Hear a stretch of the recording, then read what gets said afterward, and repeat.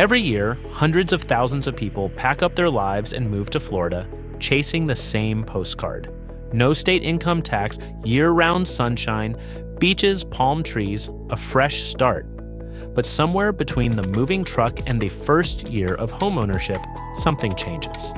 The insurance bill arrives. The HOA sends a letter.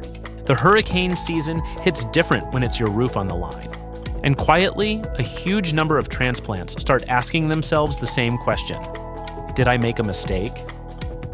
A recent poll from Florida Atlantic University found that roughly half of all Floridians say they're considering leaving the state entirely, driven almost entirely by the cost of living. Meanwhile, net migration into Florida has collapsed from over 310,000 new residents in 2022 down to just over 22,000 last year, according to Census Bureau data. That's not a slowdown, that's a reversal. Today, we're counting down 10 Florida cities where the regret is real, backed by real numbers, falling home values, exploding insurance premiums, HOA fees that triple overnight, and property tax traps nobody explains until it's too late.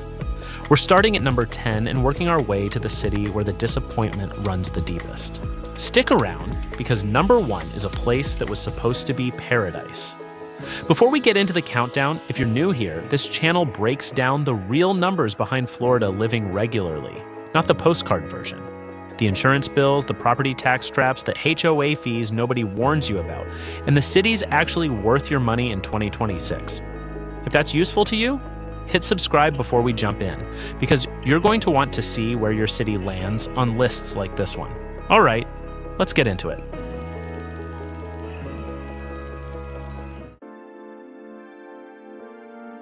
Number 10 is the Disney Corridor, Kissimmee and Davenport, sitting just south of Orlando.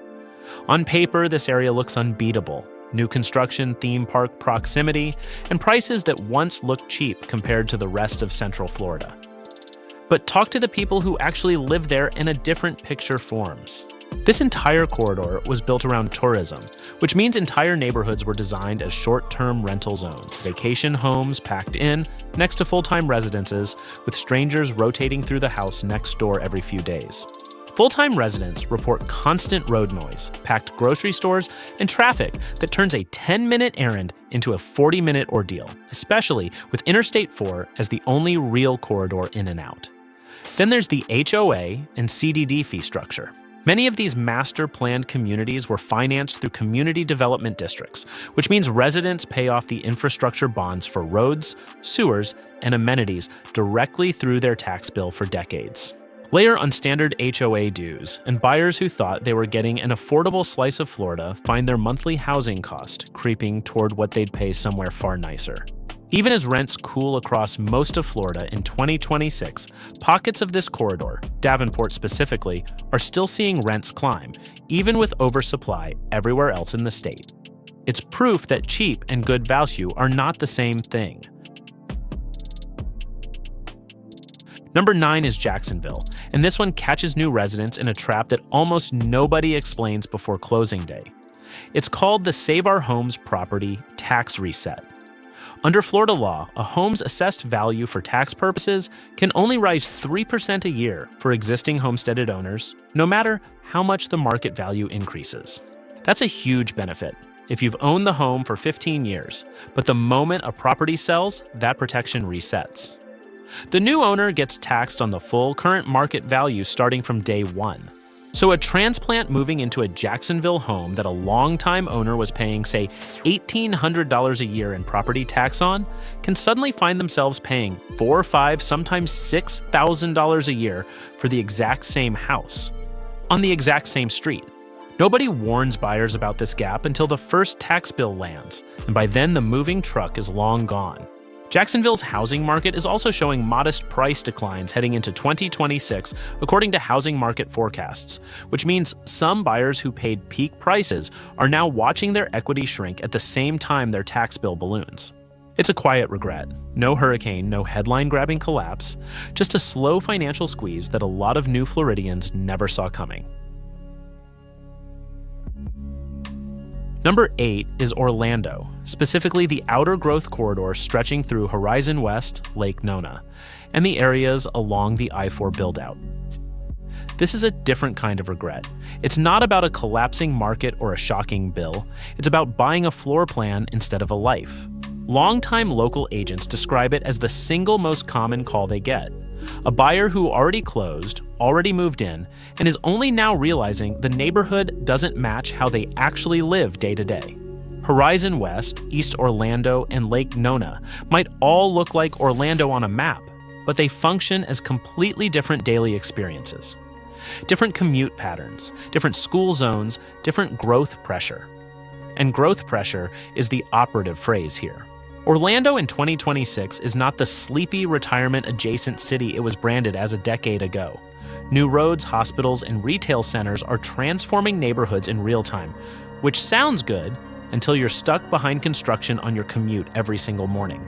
Median home prices in the Orlando market now sit around $390,000 to $410,000, which isn't the bargain many transplants expected when they left higher-cost states. For buyers who ran the math on no state income tax without running the math on insurance, commute time, and what growth actually does to daily life, Orlando has become a lesson in reading past the sales brochure.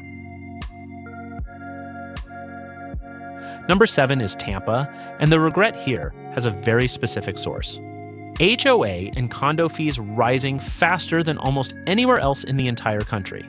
According to a national report on association fee growth, Tampa led every major U.S. housing market with a one-year fee increase of 17.2%. That's not a typo.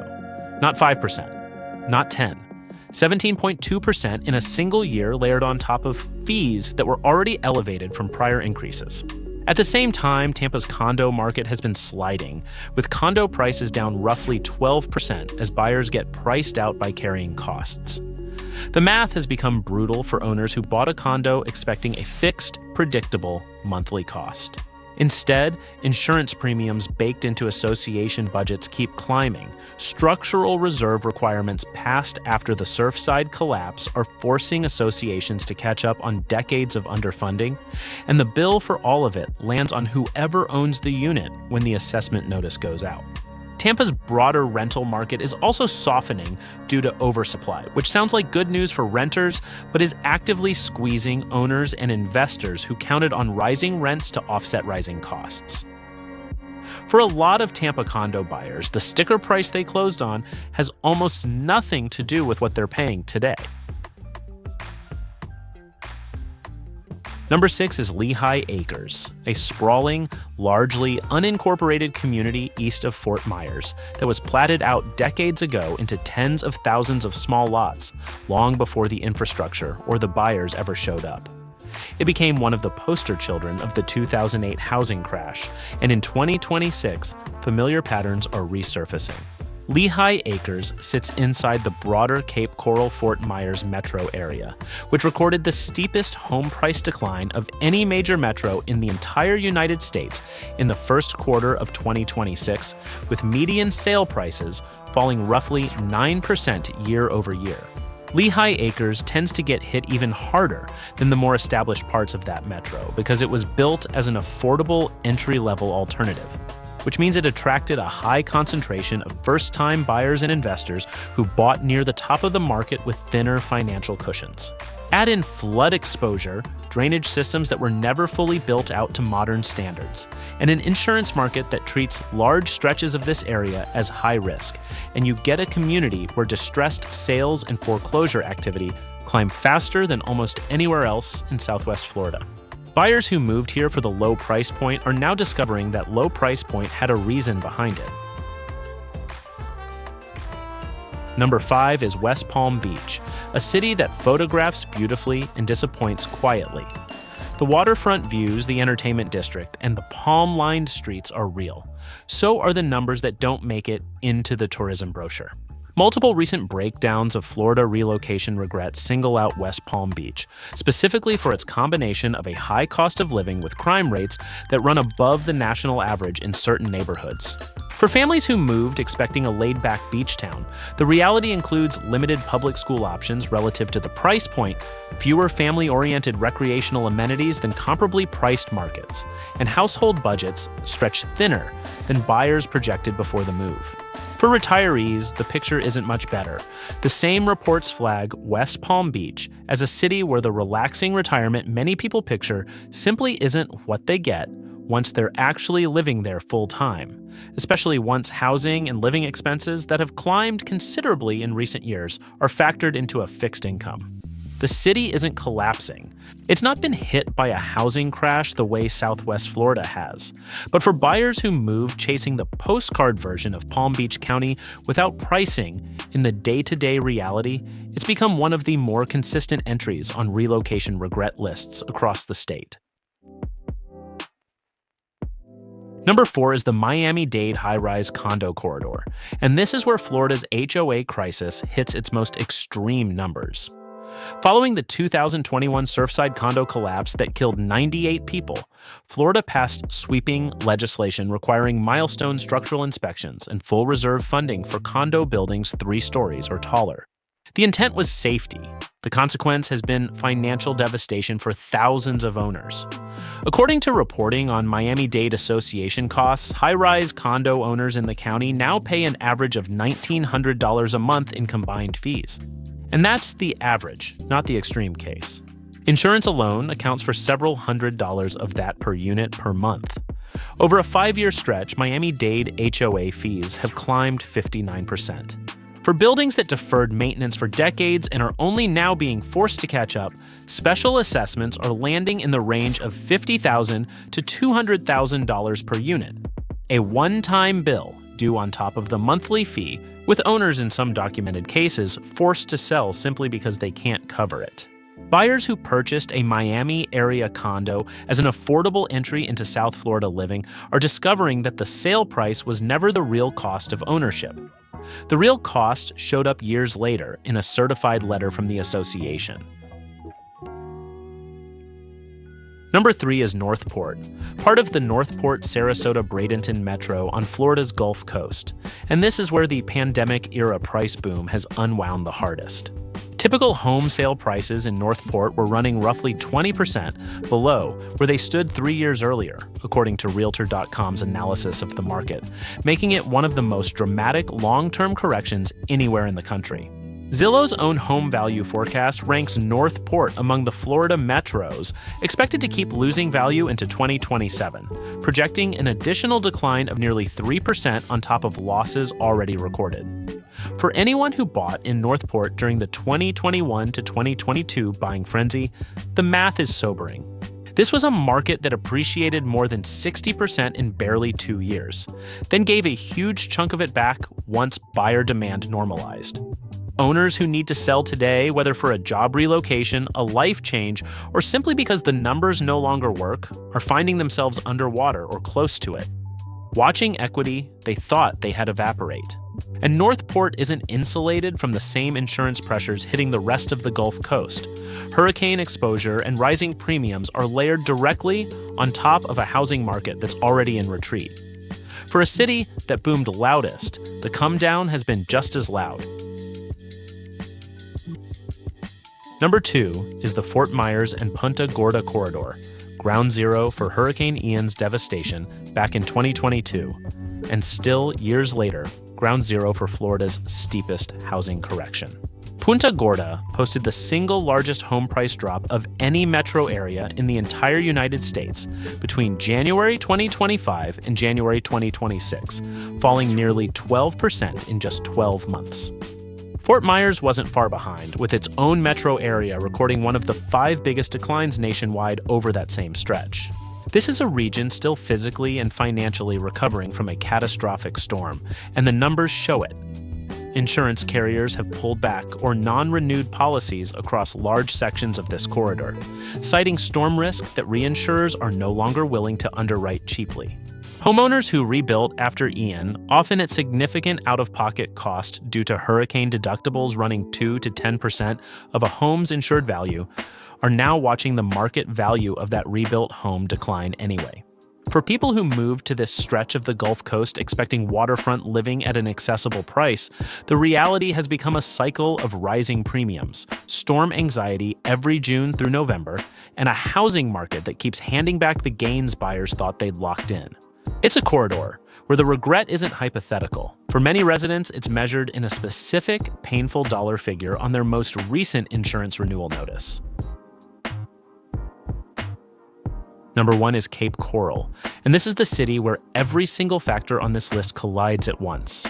Cape Coral recorded the steepest home price decline of any major metro area in the entire United States in the first quarter of 2026, with median sale prices falling roughly 9% year over year to just over $300 to $41,000. Zoom out further, and prices are down more than 13% compared to the pandemic peak of 2022.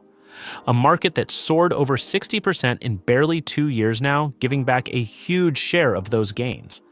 But the price crash is only half the story. Cape Coral carries the third highest homeowners insurance premium to home value ratio of any market in the country, meaning a typical $350,000 home there can cost upwards of $7,700 a year to insure, before accounting for a separate hurricane deductible that can run into 5 figures after a storm.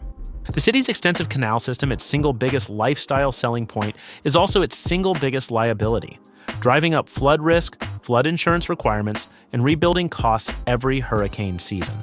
On top of falling values and soaring premiums, Cape Coral now has one of the highest foreclosure rates among major U.S. metro areas, according to national foreclosure tracking data, as owners who bought near the peak find themselves unable to keep up with insurance and taxes. Cape Coral was sold as waterfront paradise on a budget. For a growing number of the people who bought into that promise, it's become the clearest example in the entire state of what happens when the marketing outpaces the math. 10 cities, 10 very different reasons for regret: property tax traps, HOA fees that triple overnight, insurance premiums, and home values that came crashing back down to earth. None of this means Florida is finished or that every buyer in these cities made a mistake.